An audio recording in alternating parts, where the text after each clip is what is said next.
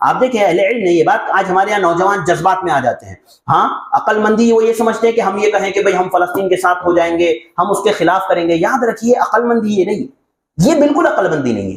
آپ دنیا کے کسی بھی صحیح عقل مند اور دین کی تعلیم حاصل کیے ہوئے عالم سے آپ پوچھیں کہ ایک ایسی جنگ جس میں یہ پتا ہے کہ مسلمانوں کا بہت بڑا نقصان ہوگا، مسلمانوں کو فتح حاصل نہیں ہوگی، ایسی جنگ میں مسلمانوں کو جھونکنے کا کیا حکم ہے؟ مسلمانوں کو جھونکنے کا کیا حکم ہے؟ وہ بیک زبان کہے گا کہ یہ حرام ہے، یہ حرام ہے. جب آپ کو پتا ہے کہ آپ جیت نہیں سکتے ہو، آپ کو پتا ہے کہ آپ مسلمانوں کو بڑا نقصان پہنچاؤ گے، وہ ایسی جنگ میں مسلمانوں کو ڈھکیلنا یہ حرام ہے، بالکل ناجائز ہے. لہذا جو یہ جائز کہے گا نا، آپ سمجھ لیجئے کہ یہ غلط شخص ہے، یہ غلط آدمی ہے. کیونکہ یہ شریعت ہمیں یہ نہیں سکھاتی. اللہ کے نبی صلی اللہ علیہ وسلم کتنے سال رہے مکہ میں؟ 10 سال. آپ صلی اللہ علیہ وسلم کو کتنی تکالیف دی؟ اللہ کے نبی صلی اللہ علیہ وسلم کئی سال مکہ میں رہے نا، کتنا آپ صلی اللہ علیہ وسلم کو تکلیفیں دی گئی، پریشان کیا گیا. 13 سال آپ صلی اللہ علیہ وسلم نے گزارا. ہاں 13 سال مکہ میں آپ صلی اللہ علیہ وسلم نے گزارا. کتنی آپ کو تکلیفیں دی گئی، پریشانی دی، پریشان کیا گیا. کتنی مرتبہ اللہ کے نبی صلی اللہ علیہ وسلم نے جنگ کی، کتنی مرتبہ جھگڑے کیے. آپ خود سوچیں نا. یہ دیکھیے جب انسان شریعت کے لیے اپنی عقل کو وقف کرتا ہے، اللہ رب العالمین اس کی عقل کو تقویت دیتا ہے.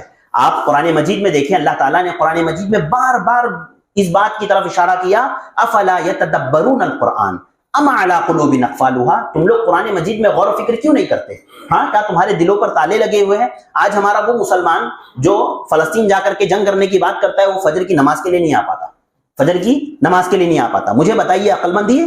وہ عبادت وہ پورے سال میں قرآن مجید کی تلاوت کبھی کرتا ہوگا؟ آپ خود اس سے دیکھیے، آپ خود اس سے پوچھئے کتنی مرتبہ کرتا ہے. قرآن مجید کی تلاوت نہ کرتا ہو، نمازوں کی پابندی نہ کرتا ہو، اور وہ اتنی بڑی بڑی باتیں کرتا ہے. قرآن مجید میں اللہ رب العالمین نے بارہا اس بات کی طرف ابھارا ہے، افلا یتدبرون القرآن ام علی قلوب اقفالها. قرآن مجید میں غور و فکر کیوں نہیں کرتے؟ کیا تمہارے دلوں پر تالے لگے ہوئے ہیں؟ آپ خود سوچیں، آپ خود اندازہ لگائیں. میں نے اور آپ نے قرآن مجید میں کتنی مرتبہ غور کیا ہے، کتنی مرتبہ ہم نے دماغ سے سوچا ہے. ہمارے یہاں نا دو ایک کیسا ہے نا، ہر امت میں ایک طرف جو ہے کچھ لوگ افراد سے کام لیتے ہیں، کچھ لوگ تفرید سے کام لیتے ہیں. ایک بہت زیادہ ایکسٹریم لیول پہ کہتے ہیں کہ بھائی قرآن مجید میں غور و فکر کرنا ہی نہیں ہے، دماغ لڑانا ہی نہیں ہے. اگر کوئی قرآن مجید میں دماغ لڑائے گا، یہ بہت گہرا کنواں ہے، اس کے اندر گر جائے گا. ہاں اور ایک کیا کہتا ہے کہ دماغ ہی سب کچھ ہے. سمجھ رہے ہیں آپ بات؟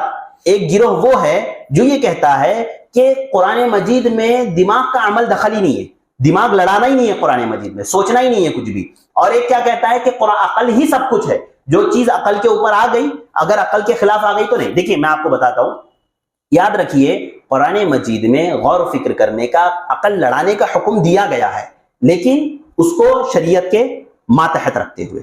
ایسا بھی نہیں کہ ایک آدمی قرآن میں عقل لڑائی ہی نہ ہو اور یہ بولے کہ نہیں قرآن میں سوچنا ہی نہیں ہے بس. اور دوسرا ایسا بھی نہیں کہ یہ کہتے کہ نہیں عقل ہی سب کچھ ہے، جو بات عقل کے خلاف آ گئی وہ رد، وہ چھوڑ دیں گے. ہم فرشتے ہماری عقل میں نہیں آتے، اسی لیے ہم فرشتوں کا انکار کر دیں گے. ہاں جنات ہماری عقل میں نہیں آتے، اس لیے ہم جنات کا انکار کر دیں گے. آخرت تقدیر ہماری عقل میں نہیں آتی، اس لیے ہم تقدیر کا انکار کر دیں گے. ایسا نہیں ہے شریعت میں. یاد رکھیے عقل استعمال کرنا ہے لیکن شریعت کے تابع رہتے ہوئے. کیوں اس کی وجہ میں آپ کو بتاتا ہوں.